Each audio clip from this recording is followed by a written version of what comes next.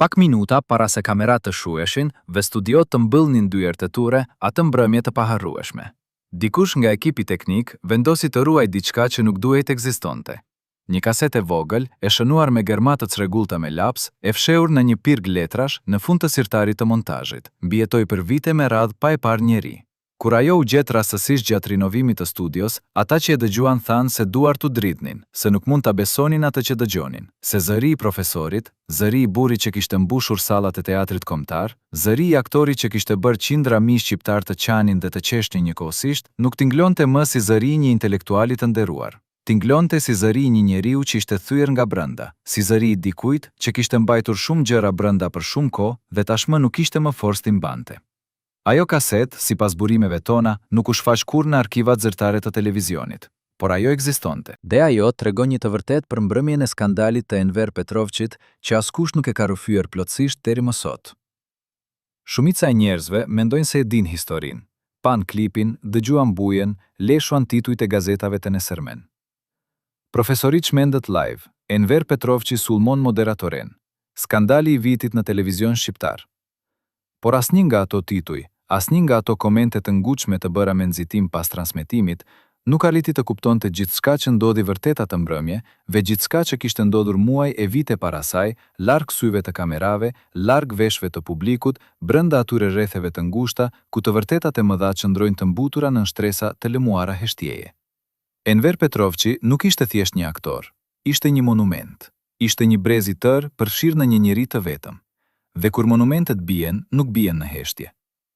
Kishte një gjë të çuditshme rreth mbrëmjes kur gjithçka shpërtheu. Dikush nga ekipi i prodhimit, një nga ata teknik të moshuar që kishin parë gjithçka, që asa mu rrudh sipas fjalëve të tij, kur pan yje të njohur të qanin ose të grindeshin pas kamerash, u shpreh disa ditë pas emisionit se kur nuk e kishte parë Enver Petrovçin aq të qetë sa atë pasdite para transmetimit.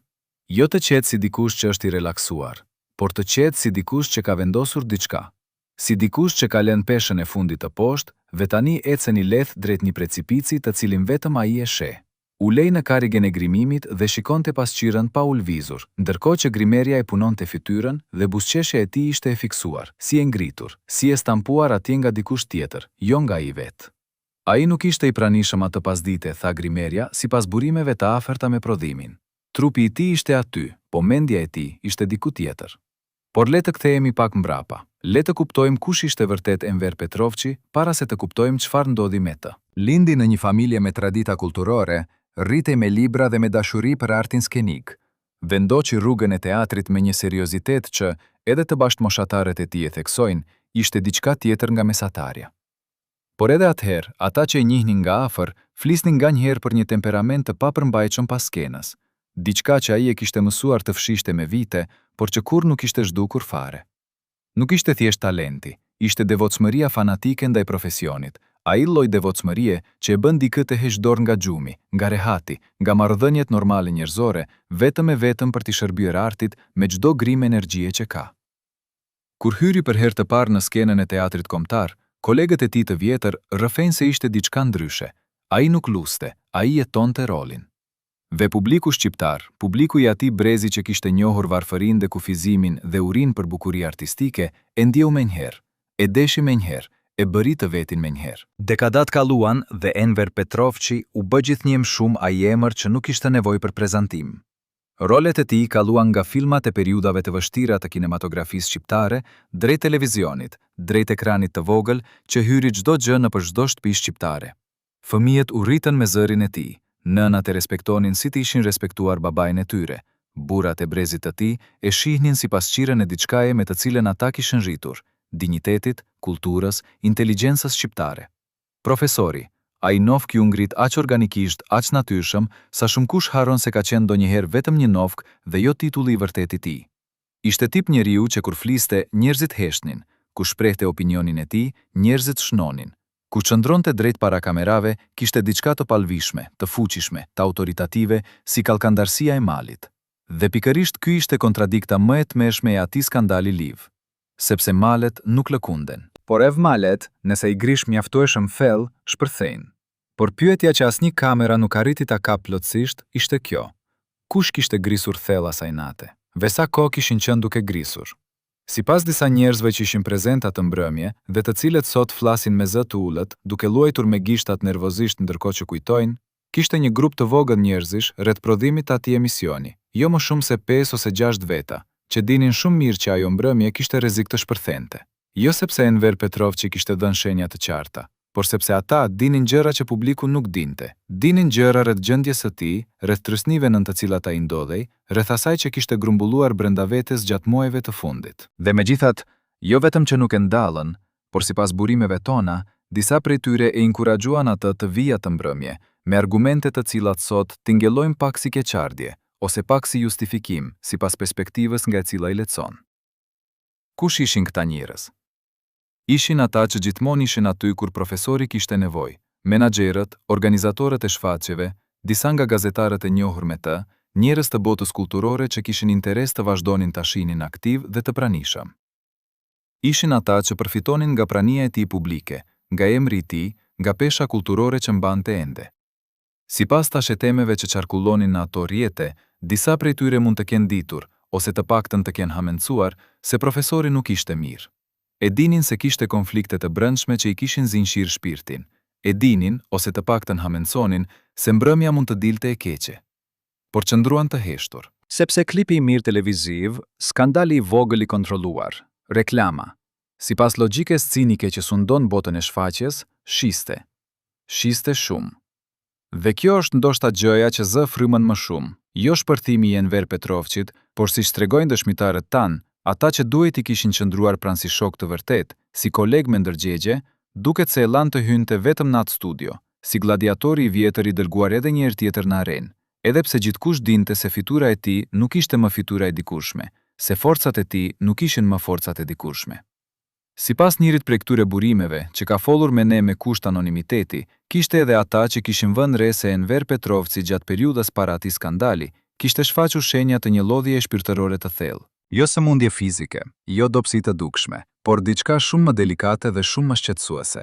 Ai lloj lodhjeje që vjen kur njeriu ka luajtur shumë role jashtë skenës, kur e ka mbajtur maskën jo për orët e provave dhe shfaqjeve, por 24 orë në ditë, 7 ditë në javë, dekadë pas dekade.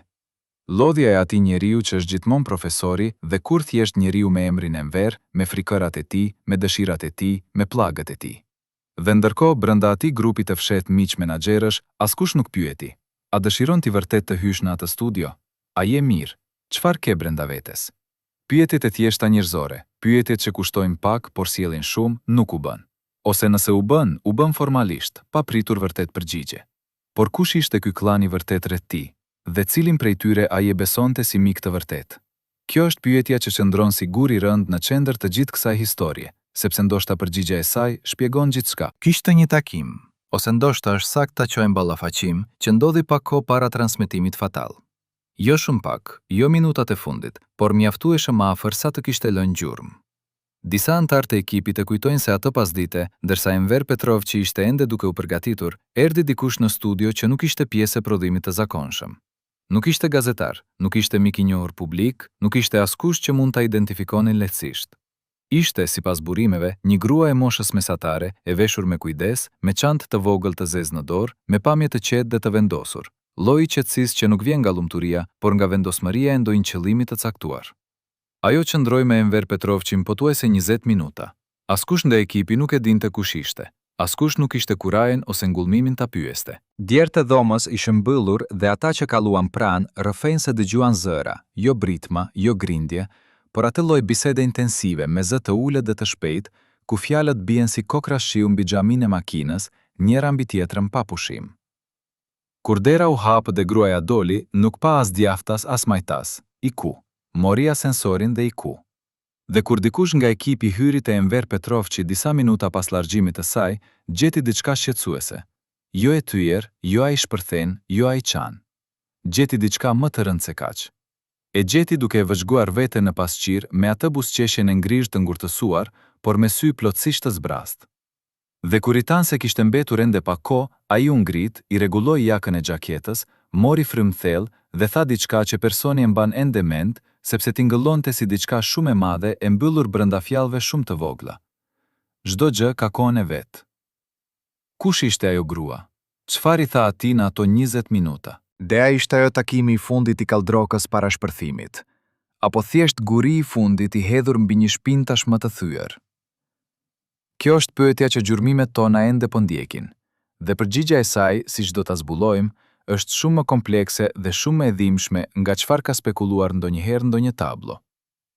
Për ta kuptuar thellësinë e asaj që ndodhi atë mbrëmje dhe pse shokoi aq shumë jo thjesht ata që e pan live, por ata që e njohën Enver Petrovçin si kolegë e miq për 10 vjet, duhet të kuptohet diçka themelore rreth tij si njeri dhe si artist. Duhet të kuptohet kontrasti I brendshëm me të cilin ai jetoi tërë jetën e tij publike, kontrasti midis figurës monumentale dhe njeriut real, midis profesorit të pandallshëm dhe Enverit të lodhur e njerëzor. Breci I tij e njohu Enver Petrovçin gjatë një periudhe kur kultura shqiptare kishte nevojë dëshprimisht për figura shembullore, për kulla drite, për njerëz që dëshmonin se edhe mbi shtratin e varfrish dhe kufizimit mund të lulëzonte mendja, mund të lulëzonte arti, mund të lulëzonte dinjiteti. Ai ishte figurë e tillë. Ai ishte njeri që kur hiqte rolin e përditshëm dhe u lej në karrige me intervistues, fliste me thellësi dhe elegancë, citonte letërsi, analizonte shoqërinë, shprehte pozicionin me guxim intelektual. Njerëzit e brezit 50 e 60 vjeç kur dëgjojnë emrin e tij, ndjejnë diçka të nxehtë në gjoks, diçka nostalgji të përzier me krenari, sikur ai ishte pjesë e identitetit të tyre kolektiv. Dhe pikërisht për këtë brez, pamja e tij atë mbrëmje televizive, Enver Petrovçi me zërin e ngritur, me fjalë të rënda, me kontroll të humbur, ishte jo thjesht skandal I zakonshëm televiziv, ishte si të thuash tërmeti I brendshëm. Ishte momenti kur truri refuzon të besoj atë që shohin syt. Kur njeriu pikëllohet jo sepse yli I preferuar bëri diçka të keqe, por sepse diçka e brendshme e tij, diçka e identitetit të tij, të emocioneve të tij të formuara gjatë vitesh, u coptua aty, live, para të gjithëve. Por çfarë kishte ndodhur vitet para asaj mbrëmje që e kishte çuar Enver Petrovçin aty? Çfarë ngarkesa kishte mbledhur mbi supet e tij? Çfarë demon, si ti quaj metaforikisht, kishte luftuar larg kamerave në dhomën e tij natën vonë, kur populariteti dhe nofka profesor nuk mjaftonin për ta ngrohur shpirtin? Sepse ishin shenja. Sipas atyre që e njihnin afër, gjatë viteve të fundit para atij skandali, kishte qenë disa herë kur profesori kishte shfaqur shpërtime tensioni jashtë ekranit. Momente të kaluara me heshtje, të mbulluara me shpjegimet e lodhjes ose mbi ngarkesës. Momente kur Enver Petrovçi gjatë provave ose gjatë diskutimeve backstage kishte shprehur frustracione të thella dhe të forta. Por çdo herë çështja kishte qenë mbyllur, zëri kishte qenë ulur, shpjegimet kishin qenë dhënë.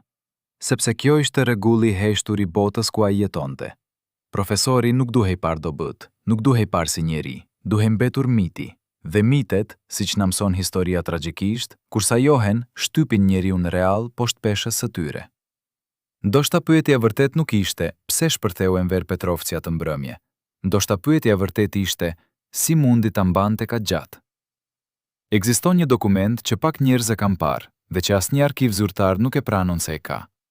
Sipas burimeve tona, bëhet fjalë për një listë të hartuar diku në fillim të viteve 90, kur televizioni shqiptar po kthehej dhe po ristrukturohej, kur fytyrat e vjetra po filtroheshin dhe fytyrat e reja po zgjidheshin me kujdes. Ajo listë, sipas atyre që thonë se e kanë parë, mbante mbi 40 emra, emra artistësh, aktorësh, regjisorësh, njerëzish të kulturës, dhe pranë secilit emër kishte shënime të vogla të shkruara me laps të kuq, kode të pakuptimta për të huajin, po shumë të qarta për atë që I kishte shkruar.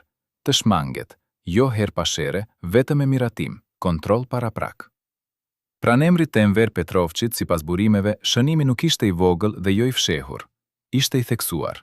Dhe do të kaloni me siguri pa kohë duke menduar se çfarë mund të kishte bërë profesori, ky njeri I kulturës, ky intelektual me mantel të pastër, ky aktor I respektuar për të fituar atë theksim të veçantë. Përgjigja si zakonisht fshihet jo te krimet por te fjalët, sepse Enver Petrovçi kishte një zakon të rrezikshëm për botën ku jetonte, toshte atë që mendonte.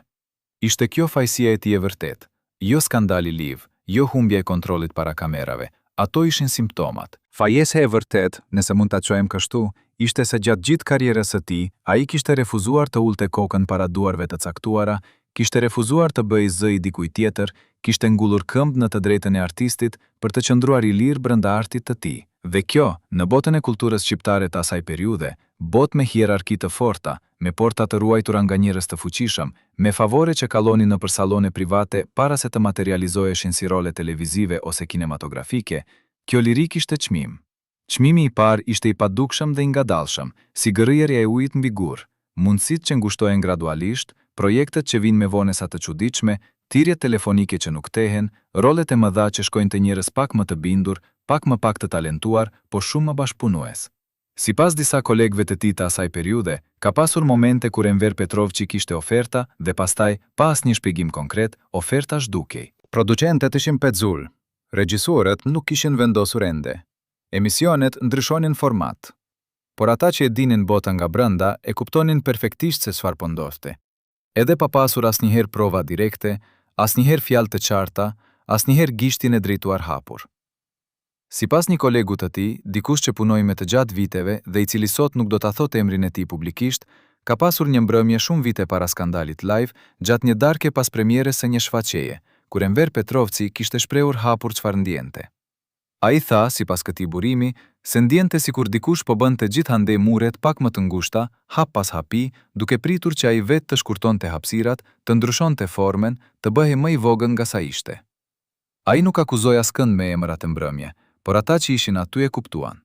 Dhe frika e asaj gjeometrie të ngadalshme, e asaj kornidze që ngushtohej pa zhurmë, ishte ndoshta gjëja më shkatërruese ndaj shpirtit të tij. Sepse të pyesim veten, kur sistemi ngushtson hapësirën e lirisë sa te hap pas hapi, dhe kur nuk ke asnjë mur konkret ku të trokacësh e të thuash ky është ai, kur armiku nuk ka fytur të qartë, por është si mjegull e ftohtë që ndjen por nuk e shikon, çfarë bën me atë tension brenda vetes? Ku e lë atë peshë? 85 vjeç ish grimeri Amrika Selmani, sipas burimeve tona, nuk e ka dhënë kurrë një intervistë zyrtare.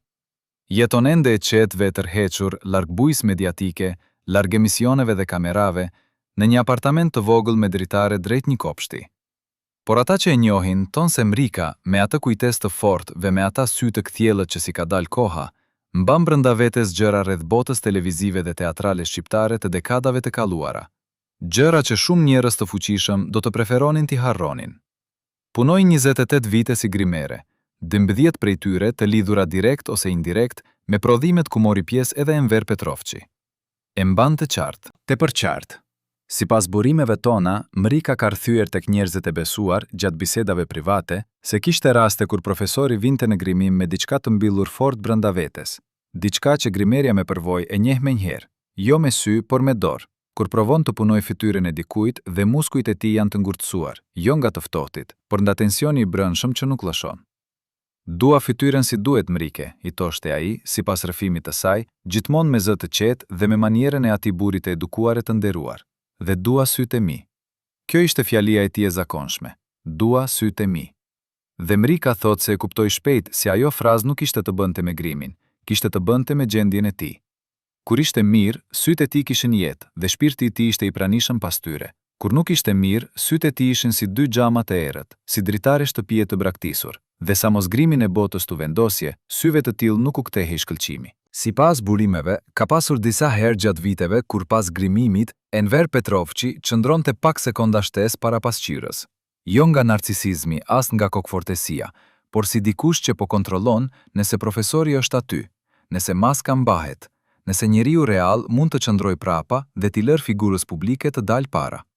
Ishte sikur dy njerëz jetonin brenda atij trupi, rrëfen burimi ynë me zë tepër të qetë, dhe njeri prej tyre ishte shumë i lodhur.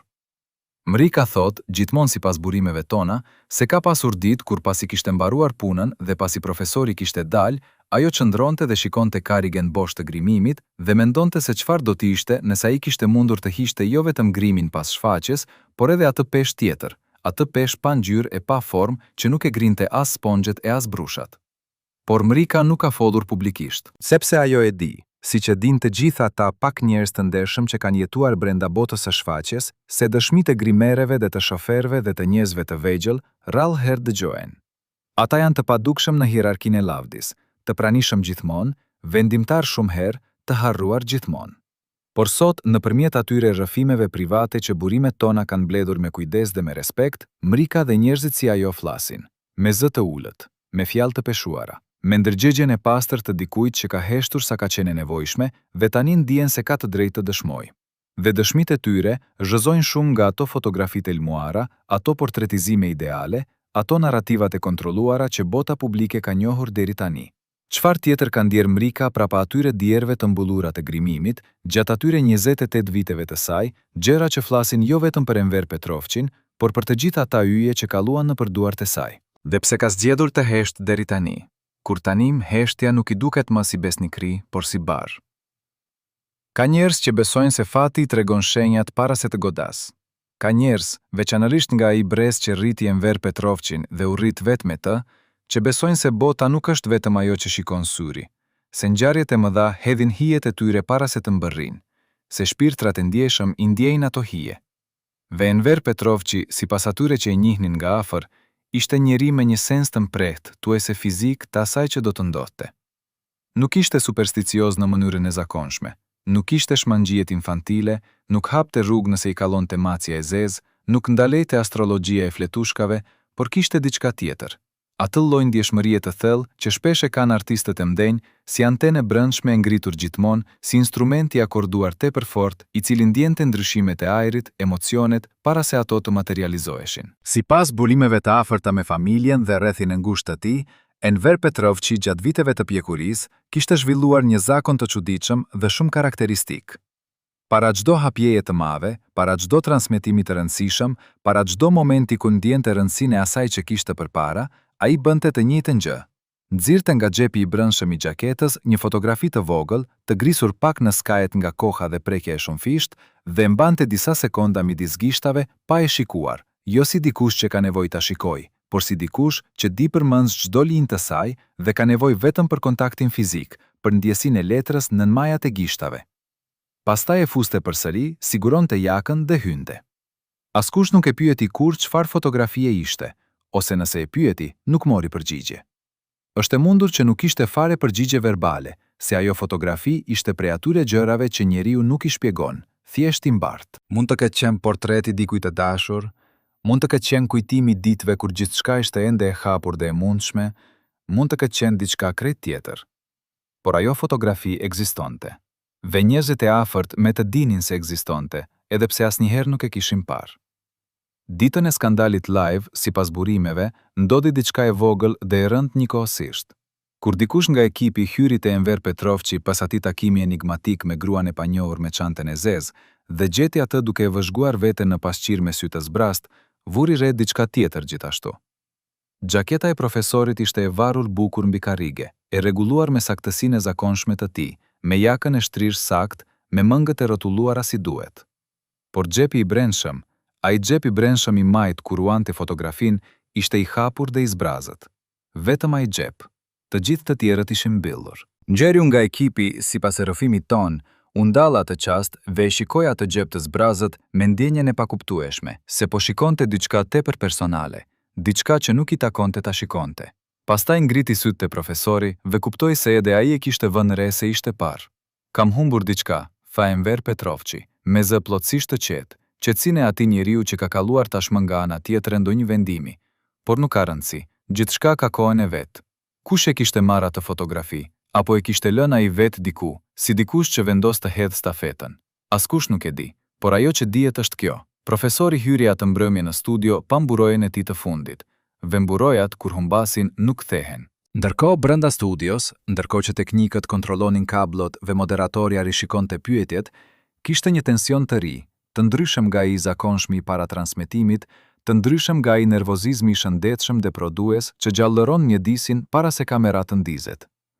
Ky tension ishte i rëndë dhe i ngjeshur si ajri para stuis, si qielli kur ngjyra e tij ndryshon pak para se bubullima e parë të shpërtejë mbi kodra.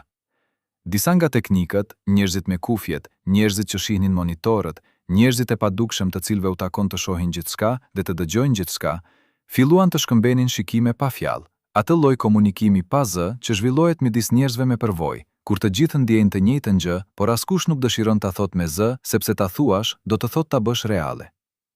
Dhe pastaj hyri Enver Petrovçi në studio. Hyri bukur. Hyri si gjithmonë, me atë hap të ngadalshëm, të sigurt, të qëndrueshëm, me atë drejtësi trupi që e kishte kultivuar gjatë 10 viteve të skenës, me atë kokë pak të ngritur sipas zakonit të vjetër të aktorit të formuar, e përshëndeti moderatoren me mirësjellje perfekte. U ul, rregulloi xhaketën, zgjidhi dorëzat që nuk i kishte, priti. A ishte profesori plotësisht vetërsisht, nga lëkura dhe deri tek heshtja e tij e artit. Por sipas dikujt nga ekipi teknik që ndiqte monitorin e afërt të kamerës, kishte një detaj të vetëm që rrëzonte tërë atë fasadë të përkryer: duart e tij. Kur kamera bëri zoomin e parë para fillimit të transmetimit, duart e Enver Petrovçit shtrëngoheshin, veliroheshin ngadalë mbi gjunjë me një ritëm pothuajse hipnotik, si zemra e dikujt që rreh shumë shpejt por mundohet ta ulë ngadalë. Vetëm duart. Gjithçka tjetër ishte e palvishme, vetëm duart flisnin të vërtetën. Dhe kur drita e kuqe e kamerës u ndez dhe transmetimi filloi, ato duar u ndallën edhe ato. Profesori kishte mbajtur gjithçka brenda.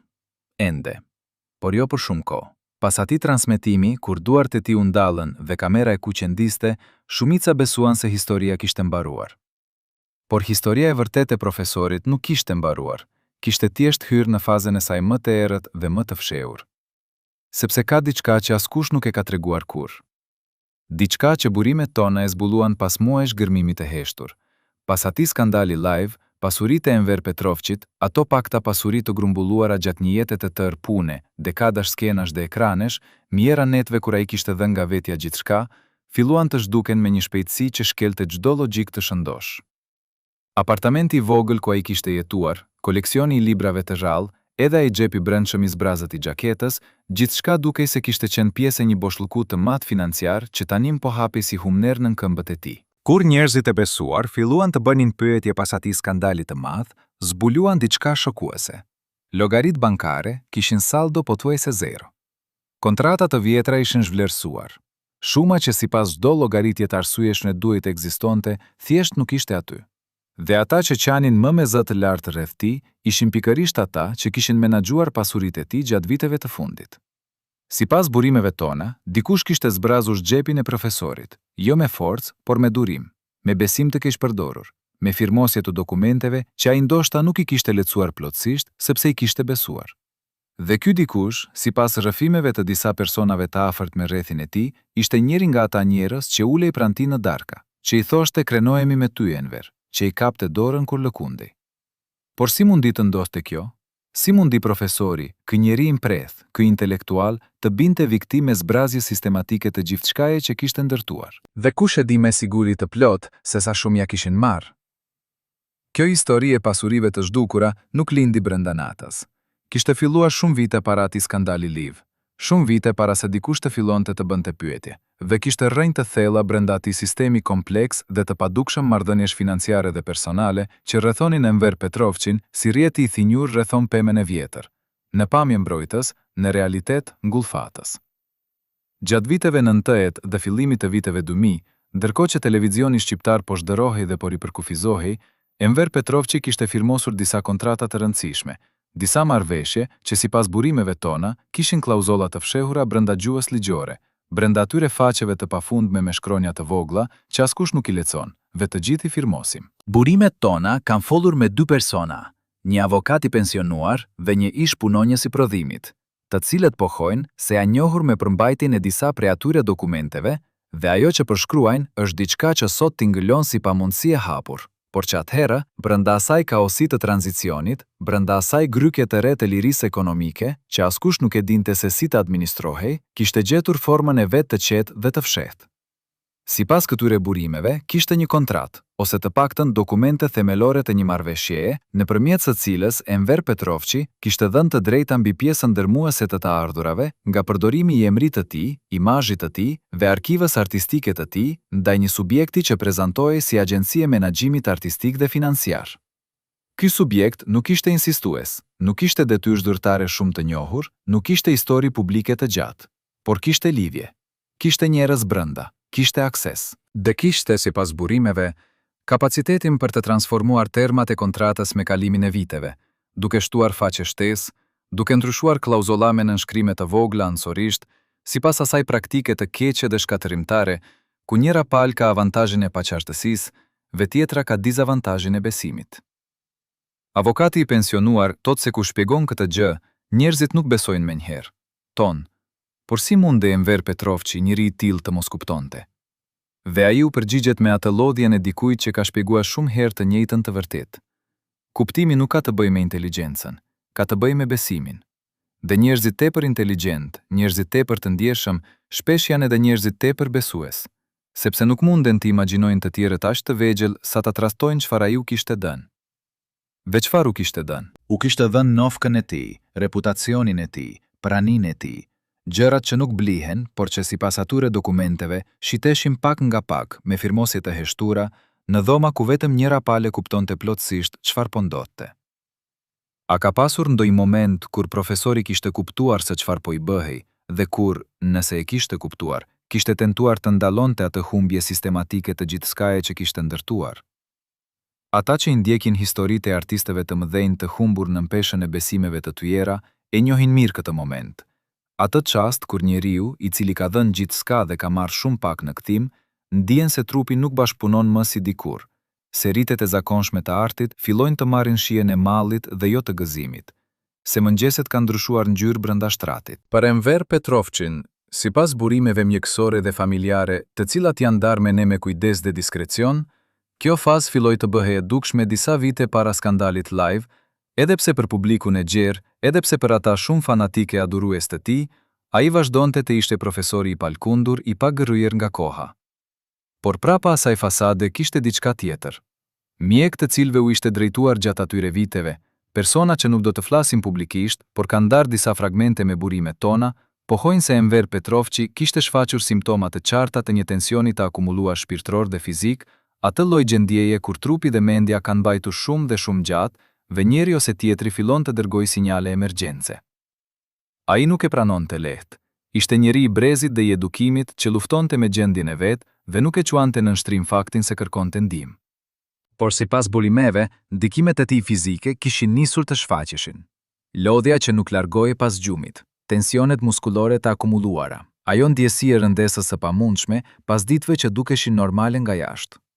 Dhe tashmë vijnë detajet që askush nuk i ka treguar asnjëherë plotësisht, sepse sipas burimeve tona ka pasur momente, jo raste të izoluara, por momente të dokumentuara brenda rrethit të ngushtë të tij, kur Enver Petrovçi para shfaqjeve ose transmetimeve të rëndësishme kishte nevojë për intervale të gjata qetësie absolute, të vetmisë plotësuese, jo si qejf, por si nevojë fiziologjike dhe psikologjike, si dikush që ka nevojë të rimbledh forcat sepse ato nuk vinin më automatikisht.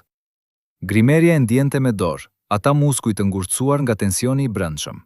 Asistentët e ndjenin nga mënyra si ai shkruante dhe rishkruante shënimet, duke i fshirë dhe rifilluar, duke kërkuar saktësinë e humbur, duke luftuar kundër diçkaje brenda vetes. Dhe megjithatë, dhe kjo është ndoshta gjëja që bën frymëmarrja të ndalet momentalisht, Enver Petrovçi vazhdonte. Dilte, performonte, fliste me thellësi dhe elegancë, humbte gjithçka financiare, ndjente presionin fizik dhe shpirtëror, dinte ndoshta se kontratat i kishin prerë krahët, dhe megjithatë, dilte para kamerave dhe jepte gjithçka. Jo sepse nuk ishte zgjidhje, por sepse publiku, ai publik i brezit të tij, ata njerëz 50-70 vjeç që ndjenin të vetin, ishte vetmja gjë që mbetej reale dhe e padhunueshme kur gjithçka tjetër kishte rënë. Ai performonte për ta. Dhe kjo vet, ky sakrifici fundit i njeriu të thyer ndaj artit dhe ndaj publikut, ishte ndoshta akti i tij më i madh artistik. Edhe pse askush nuk e dinte se ishte akt fare, sepse dukej tepër real, tepër i thellë, tepër autentik. Por një ditë, dikush u ull në atë karrige të grimimit dhe pa diçka të tillë. Shëndet që rrëshqiste si rëra në përgjishta, energji që nuk plotësohej më nga pushimi, dhe vendosi se profesori duhej akoma të ecte, të performonte, të sillte emrin e tij dhe peshën e tij simbolike, pavarësisht nga çdo gjë. Kush ishte ai dikush? Dhe a kishte kuptuar ndonjëherë çfarë po bënte? Ishte një mbrëmje e vonë vjeshte, jo ajo mbrëmja e skandalit, por disa muaj para saj, kur ndodhi ajo që burimet tona e cuajnë tyjerja e heshtur, momenti që askush nuk e pa, por të gjithë ndjen pasojën. Sipas njërit prej burimeve tona më të afërt me rrethin e Enver Petrovçit, kishte një mbrëmje kur ai kishte bërë diçka të jashtëzakonshme dhe krejt atipike për të. Kishte thirrur në telefon disa nga miqtë e tij më të vjetër, njerëzit me të cilët kishte ndarë skenat e para, 10-vjeçarët e parë të karrierës, ata miq të rinisë të cilëve u flet gjuhë e heshme e shpirtit para se profesori të zinte vendin e Enverit njerëzor. Dhe i kishte ftuar të vinin. Jo për darkë zyrtare, jo për ndonjë event, thjesht të vinin. Ata që erdhën, 2 ose 3 nga ata të vjetrit sipas burimeve, gjetën diçka që nuk e kishin pritur. Gjetën Enver Petrovçin ullur mes librave të tij, pijeve dhe letrës, me atë mënyrë të dikujt që kalon gjithçka nëpër ku ka rënë, pa renditjen dhe disiplinën e zakonshme me të cilën ai mbante gjithçka. I kishte hapur dyert dhe ata hyn dhe u ullën dhe folën. Flisni si atëherë, thoshte sipas rrëfimit të burimeve, thjesht flisni me mua, jo me profesorin, me mua. Dhe atë mbrëmje, sipas njërit prej atyre të pranishmëve që ka rrëfyer me shumë kujdes dhe ndjeshmëri, Enver Petrovci kishte shprehur hapur, për herë të parë në vite, diçka nga ajo ngarkesë e brendshme. Kishte folur për humbjet financiare, jo me detaje, por me imazhin e dikujt që ka ndjer xhepat duke u zbrazur dhe nuk ka mundur të bëjë asgjë. Kishte folur për kontrata të cilat nuk ishin ato që kishte menduar se kishte firmosur. Kishte folur, me fjalë të fragmentuara, me zërin e ndryshuar nga i publik, për ndjenjen e hutimit dhe zhgënjimit kur njerëzit në të cilët kishte besuar tregoheshin si diçka tjetër nga ç'kishte menduar. Por kishte edhe diçka tjetër. Kishin folur edhe për shëndetin. Jo me terminologji mjekësore, jo me diagnoza, ai nuk e bënte kur atë, por me metaforën e tij karakteristike, me atë gjuhën alegorike të artistit, kishte thënë se ndjente sikur makina kishte filluar të bëjë zhurmë të re, që nuk e kishte dëgjuar kur më parë, dhe nuk e dinte nëse ishte zhurmë normale e moshës apo diçka tjetër. Ata që ishin aty dinin çfarë thoshte, e dinin edhe me më shumë saktësi se mund ta thoshte ai vetë, por nuk treguan, sepse profesori nuk i donte tregimet e tilla. Dhe pastaj ndodhi diçka e zhurmshme. Erdhi një telefonat. Ai e dëgjoi. Fytyra e tij ndryshoi. Iku nga dhoma për disa minuta. Kur u kthye, ishte profesori sërish, me drejtësinë, me distancën, me tonin e kontrollit. Duhet të ikita. Dhe miqtë e vjetër u ngritën dhe ikën pa bërë pyetje, sepse kjo ishte rregulli i gjithmonshëm i marrëdhënieve me njerëzit e famshëm. Nuk pyes, nuk insistoj, respektoj hapësirat e tyre, edhe kur ato hapësira i shkatërrojnë. Kush e kishte thirrur atë mbrëmje dhe e kishte larguar nga miqtë e tij të vjetër, pikërisht atë natë kur ai kishte hapur dyert e brendshme më shumë se zakonisht. Dhe çfarë kishte thënë ajo thirrje? Si kishte mundur ta tërhiqte sërish prapa, sërish brenda fasadës, sërish nën kontroll? Kjo pyetje, kush e mbante lidhur profesorin edhe kur ai vet po mundohej të lirohej, është ndoshta pyetja qendrore gjithë kësaj tragjedie. Tani duhet folur për atë person, për mikun e ngushtë, sepse kështu kishte qenë prezantuar gjithmonë. Miku i ngushtë, mbështetësi besnik, ai njeri domosdoshëm që gjendej gjithmonë aty, gjithmonë me zgjidhje, gjithmonë me oferta, gjithmonë me fjalë të sakta në momentin e duhur. Emrin nuk do ta themi, sepse ligjërisht ende mbart pasoja, dhe sepse ky është tregimi fakteve dhe jo i akuzave të pabazuara. Por ata që e din, dhe ata që nuk e din, do ta kuptojnë nga ajo që vijon. Ky person kishte hyrë në jetën e Enver Petrovcit jo me dram, jo me shpjegime të komplikuara, por ashtu si hyjnë të gjithë tradhtarët e vërtet. Ngadalë, natyrshëm, si ajri që fillon të ndryshojë cilësinë e tij pa bërë asnjë zhurmë. Fillimisht kishte qenë ai që organizonte takimet, ai që dinte telefonat e duhur, ai që hapte dyert e prodhimeve dhe projekteve. Pastaj ishte bërë ai që ndihmonte me dokumentet, ai që shpjegonte kontrata komplekse, ai që kujdeshej për pasuritë e vogla dhe llogaritë e administrimit. Dhe hap pas hapi, vit pas viti, ai besim që Enver Petrovci i kishte dhënë, kishte kaluar de facto mbi vendimarrje financiare, mbi kontrata artistike, mbi ato dokumente me shkronja të vogla të cilat, sipas avokatit të pensionuar, kishin transformuar mënyrën se si profesori zotëronte, ose nuk zotëronte, prodhimet e veta. Sipas burimeve, ka pasur momente kur Enver Petrovci kishte bërë pyetje. Jo dyshimet e akuzës, por pjetet e njeriut naiv të shpirtit, a jemi mirë financiarisht? A ka gjithçka rregull? A duhet të shqetësohem? Dhe çdo herë, sipas atyre që kanë dëgjuar, kishte ardhur përgjigja e ngrohtë, e sigurt, e shkoqitur me dashuri. Gjithçka është mirë, Enver, ti ke punën tënde, artin, unë merrem me pjesën tjetër. Dhe profesori, ai njeri që besonte se besimi ishte themeli i çdo marrëdhënie njerëzore, besoi. Besoi jo sepse ishte budalla. Besoi sepse kjo ishte ajo që kishte zgjedhur të besonte, sepse alternativa, që miku i ngushtë, ai që kishte ndarë me të mbrëmjet dhe javët dhe vitet, ishte shumë e rëndë për t'u bartur. Por pastaj erdhi ajo ditë kur profesori e kuptoi. Jo me prova ligjore, jo me dokumente të nxjerra nga sirtarët, por me atë lloj kuptimi që vjen nga thellësia e intuitës, kur njeriu ndjen diçka të kodë brenda vetes dhe e di edhe pa mundur ta shpjegojë me fjalë se diçka ka qenë gabim gjatë gjithë kohës. Sipas burimeve tona, ky kuptim erdhi pak para atij takimi enigmatik me gruan e panjohur me çantën e zezë. Erdhi në formën e një letre, ose të paktën të diçkaje të shkruar, dokumentesh ose fjallësh, që i treguan atij se llogarit që ai mendonte se kishte, nuk ekzistonin më si ai kishte menduar. Se emri i tij nuk ishte aty ku ai besonte se ishte, se vitet e punës dhe emrit ishin kalluar në përsita të tjerëve pa pjetur dhe pa lajmëruar. Dhe në atë moment, sipas njërit prej burimeve të afërt me familjen, Enver Petrovçi nuk bërtiti, nuk qau, nuk bëri dram. Bëri diçka shumë më të çuditshme dhe shumë më reveluese. U ul, mori letër dhe laps dhe filloi të shkruaj. Askush nuk di sakt çfarë shkruaj ti. Letrat ose dokumentet, nëse ekzistojnë ende, nuk janë bërë publike. Por burimi i familjes thot se kur ai shkruante, fytyra e tij kishte paqen e dikujt që ka marrë vendim, jo presionin e dikujt që po vuan. A kishte vendosur profesori të ekspozonte gjithçka vet, me zërin e tij, live, para kamerës, si akti i fundit i lirë i një artisti që ishte rrethuar nga çdo anë. A ishte ajo mbrëmje e skandalit, jo humbja e kontrollit, por kontrolli i fundit? Nuk ka gjasa se do ta dim ndonjëherë me siguri të plot se çfarë mendoi Enver Petrovçi në ato sekonda kur zëri i tij u ngrit dhe fjalët e rënda filluan të binin sigur mbi studion e qetë. Por ajo që dihet, ajo që burimet na kanë lënë të kuptojmë nëpërmjet fragmenteve dhe rrëfimeve të mbrojtura është kjo. Ai kishte provuar të kthehej. Kishte provuar të ripoziciononte veten brenda botës kulturore shqiptare pas viteve të humbjes së heshtur dhe sipas disa burimeve, pas realizimit gradual të asaj që miku i ngushtë kishte bërë. Kishte provuar disa herë të rihapte mundësitë, të rindërtonte pranim publike, të rivendoste peshën simbolike që ende kishte brenda vetes edhe kur xhepat ishin zbrazur. Kishte pasur projekte të reja, bisedime, momente kur energjia e dikurshme dukej se po kthehej, por çdo herë diçka e ndalonte.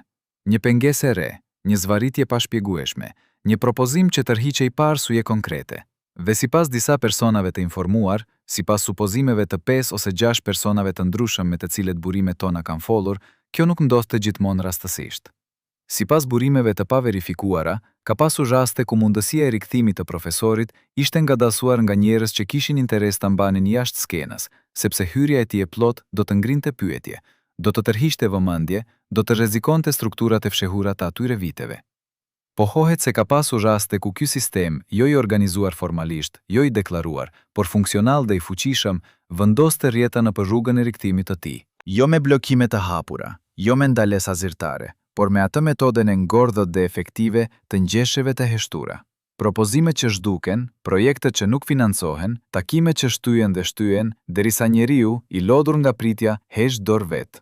Dhe çdo herë që hapi i drejti bllokohej, Enver Petrovçi kthehej sërish prapa, sërish te ajo karrige e grimimit, sërish me ato duar duke shtrënguar e liruar mbi gjunjë, sërish te fotografia e vogël. Deri në atë ditë, kur edhe fotografia nuk ishte më aty. Ky është njeriu që sot shfaqet nëpër podcaste dhe emisione, që flet me atë zë të njohur, që sillet si profesori i pandryshuar. Por prapa atij ekrani, prapa asaj fasade prej arit të zbehur, mbetet e gjitha ajo histori e pashpjeguar, ato llogari të zbrazura, ato kontrata me shkronja të vogla, ato duar që zjaten ende para kamerës, ndërkohë që dikush tjetër ka mbajtur qelësat e gjithçkaje. Sepse ky është paradoksi i tmerrshëm dhe i padurueshëm i kulmit të kësaj tragjedie. Profesori është gjallë, por gjithçka që kishte ndërtuar, financiarisht, ligjërisht, shpirtërisht, i ishte marrë i gjallë, pa zhurmë, me durim, me buzëqeshje. Kjo është thelbi i pyetjes që mbetet e hapur si plag. Nëse gjithçka që ne kemi treguar është e vërtetë, nëse kontratat i kishin zhvlerësuar artin, nëse pasuritë kishin zhdukur, nëse rikthimi i mundshëm ishte bllokuar sistematikisht, nëse trupi dhe shpirti kishin arritur në caqet e tyre, atëherë çfarë mbetej ende te profesori që e bënte të vazhdonte, të dilte, të performonte, të mos dorëzohej krejtësisht? Dhe a ishte ai shpërthim live para kamerave akti i fundit i atij mbetje, ajo gjeja e fundit e pahuajshme dhe e pashtypshme brenda tij? Kishte një vend ku Enver Petrovçi tërhiqej kur bota bëhej shumë e rëndë. Jo një vend fizik i dokumentuar, jo diçka që burimet tona mund ta konfirmojnë me adresë ose me detaje konkrete, por ai vend i brendshëm ku çdo njeri me jetë publike të gjatë mëson të fshihet nga vetja e vet. Imagjinojmë, dhe e themi me ndeshmëri si imagjinat, jo si fakt, se ky vend kishte diçka të thjeshtë dhe shumë njerëzore. Libra, heshtje, mungesën e kamerës. Sepse çfarë konfirmohet nga ata që e kanë njohur nga afër, çfarë burimet tona pohojnë me siguri, është kjo. Enver Petrovçi në prapasken njihet si një njeri shumë i vetmuar. Dhe vetmia e njeriut publik nuk është çarje e karakterit, është çmimi i dhënies. Por as vetmia nuk ishte diçka e thjeshtë për ta, sepse kur je 40 vjet legjend, kur je 40 vjet ai njeri ndaj të cilit nuk ngrihet zëri, ndaj të cilit kritikat zbuten para se të dalin nga goja, ndaj të cilit sistemi mësoi të sillet me atë marrëdhënie të veçantë, respekti të përzier me distancë, humbja e asaj pozite nuk ndodh me bujë të madhe, ndodh ngadalë. Ndodh me izolim gradual nga projektet shtetërore. Ndodh kur financon vetë projektet e tua teatrore me kursimet e tua dhe institucionet kthejnë shpinën pas një shpjegim zyrtar. Ndodh kur kupton se respekti i padiskutueshëm ka qenë gjithmonë edhe distancë, dhe distanca, kur projektet mbarojnë, bëhet boshllëk. Por ndërkohë, jashtë asaj heshtjeje të brendshme, historia po vazhdonte të dredhej drejt kulmit të saj. Kulmi nuk ishte emra të fshehur, nuk ishte konspiracione të ndërtuara me kujdes. Kishte diçka shumë më të zakonshme dhe shumë më të dhimbshme. Kishte akumulim. Akumulimi i lodhjes shpirtërore dhe fizike. Akumulimi i zhgënjimit nga institucionet kulturore që e kishin lënë të financonte vetë atë që sistemi duhej ta mbështeste. Akumulimi i asaj ndjenje, shumë njerëzore, shumë e kuptueshme, e dikujt që ka dhënë 40 vjet dhe gjen veten duke pyetur nëse kanë qenë të mjaftueshme. Sepse kjo është paradoksi i sindromës së të paprekshmit, siç e quajnë ata që e kanë njohur nga afër. Kur je shumë gjatë i paprekshëm, hera e parë që sistemi të prek të gjen të papërgatitur. Jo të dobët, të papërgatitur. Është ndryshimi i madh. I dobëti nuk ka rezerva, i papërgatituri ka shumë rezerva, por nuk di si t'i përdor kur sulmi vjen nga drejtimi ku nuk e prisje. Dhe drejtimi nga ku Enver Petrovçi nuk e priste, ishte pikërisht ai, jo armiqtë e hapur, por sistemi, ato institucione kulturore që kishin qenë gjithmonë atje, ato financime shtetërore që kishin qenë gjithmonë të pritshme, ato projekte që papritur dhe pabuj nuk u aprovuan, nuk u financuan, nuk u mbështetën. Dhe ndërkohë, ai vazhdoi, financoi vetë, organizoi vetë, mbajti qëndrimin e drejtë dhe zërin e qellur, ndërkohë që brenda, sipas atyre që e njohin, diçka po grumbullohej si borë mbi çati. Sipas burimeve tona, rreth periudhës para emisionit kishte shenja. Jo dram, jo momenti vetëm, shenja të vogla, ato që vetëm ata me sy shumë të stërvitur i vërejnë, irritimi i shpesht i dokumentuar, nervozizmi ndaj pyetjeve të vogla, ajo gjendje e dikujt që ka mbajtur shumë gjatë dhe trupi ka filluar ta tregoj. Grimeri Amrika, dhe kjo është detaj konfirmuar nga burimet tona, i njihte sytë e tij si barometër të shpirtit. Shkëlqenin kur ishte mirë, bëheshin si xhami i errët kur nuk ishte. Dhe ato ditë para emisionit, sytë kishin marrë atë ngjyrë të dytë. Çfarë saktësisht e shtiu drejt asaj mbrëmjeje? Burimet tona nuk janë unanime.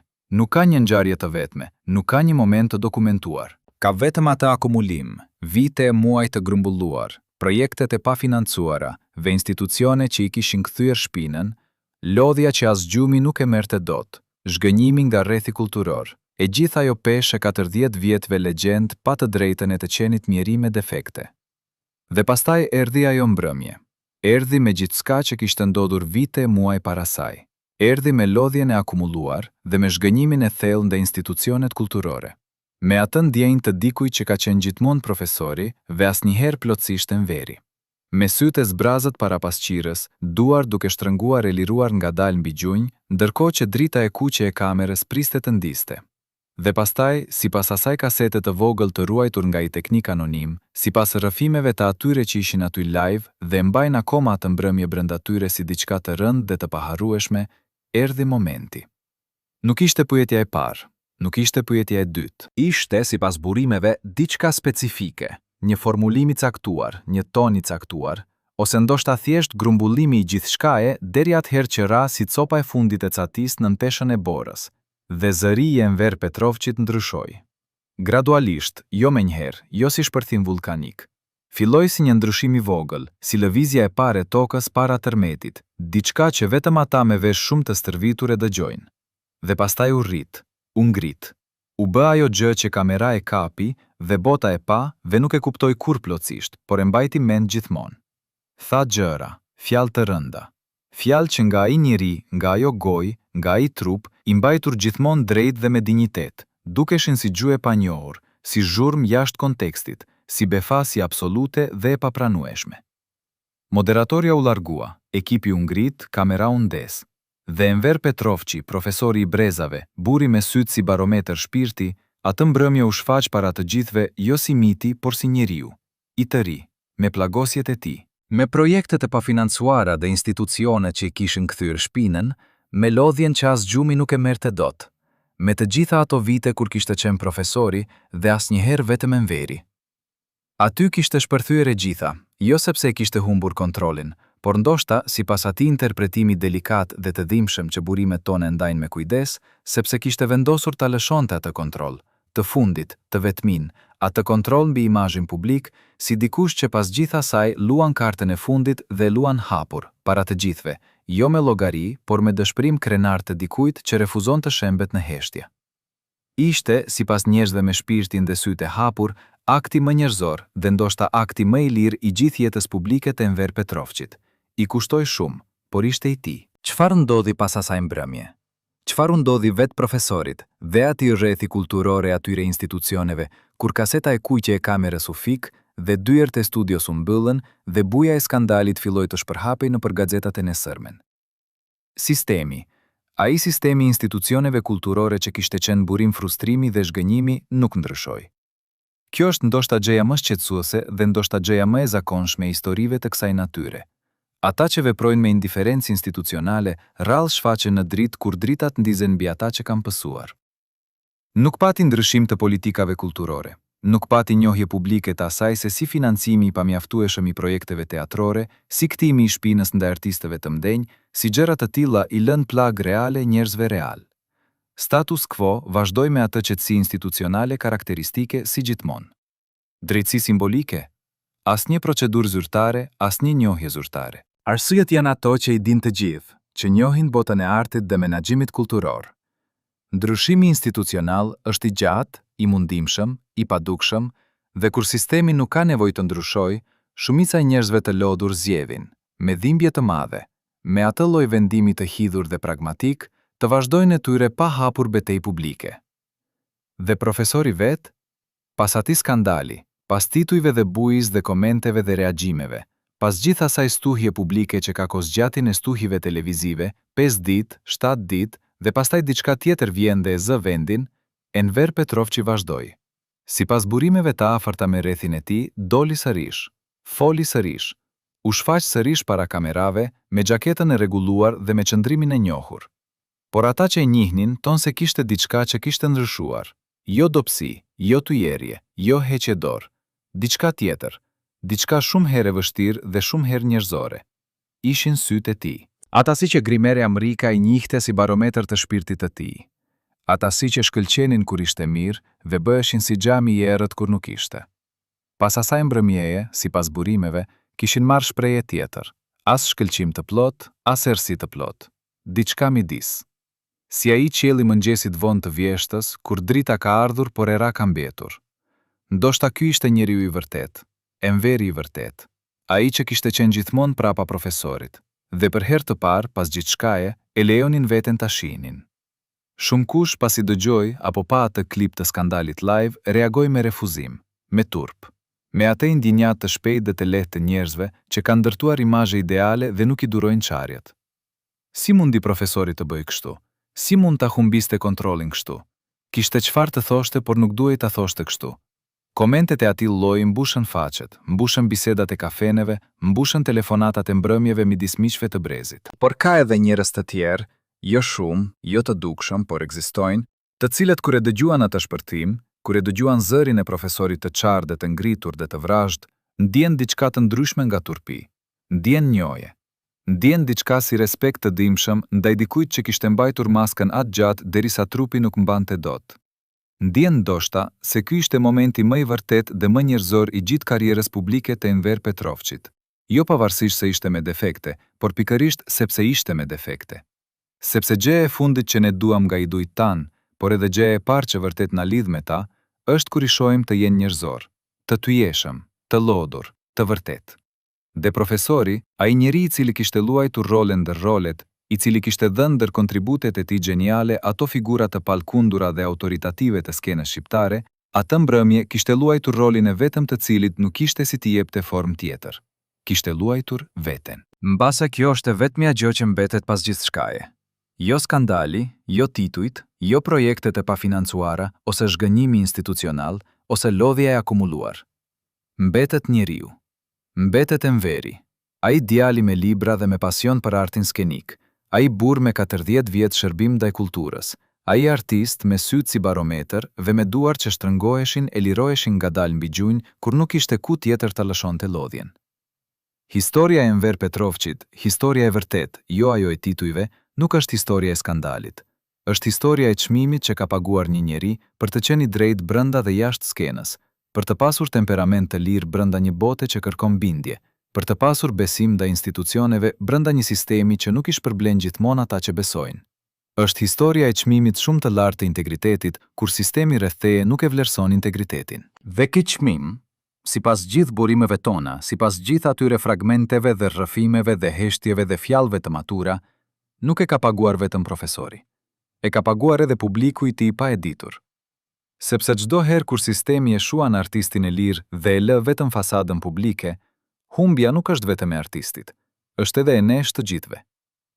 Ne kemi treguar sot historinë që televizionet nuk e treguan, historinë e plot dhe jo vetëm klipin e shkurtër, historinë e Enver Petrovçit jo si miti, por si njeriu, me të gjitha plagosjet dhe humbjet dhe zhgënjimet dhe guximin e tij. Si e shihni ju Enver Petrovçin? Ishte ai viktimë e sistemit dhe e atij izolimi institucional që e la të financonte vetë ëndrat e tij, apo kishte edhe ai vetë pjesën e tij të përgjegjësisë për atë që ndodhi atë mbrëmje live? Është njeriu që meriton keqardhje, apo njeriu që meriton respekt, apo ndoshta të dyja njëkohësisht? Dhe a e mbani mend ju, brezë juaj, profesorin ashtu si ishte në kulmin e tij, me atë zë të qellur, me atë qëndrim të drejtë, me ato role që mbushën sallat dhe ekranet e shtëpive tuaja? Apo e mbani mend tani vetëm atë klip të asaj mbrëmjeje?